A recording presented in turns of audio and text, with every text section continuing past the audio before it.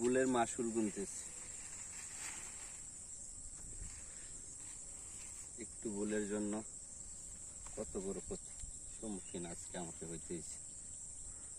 সময় মতো যদি আমি মাছার কাজ শেষ করতে পারতাম তাহলে হয়তো আজকে ক্ষতিটা আমার হইতো না। ফুল খড়াই ভরে গেছে গাছ, কতগুলো গাছ ভেঙে গেছে গাছগুলো। শশা এর চাইতে কষ্ট কি হইতে পারে? একটু যত্নে গড়া গাছগুলি আজকে ভেঙে পড়ে যাচ্ছে।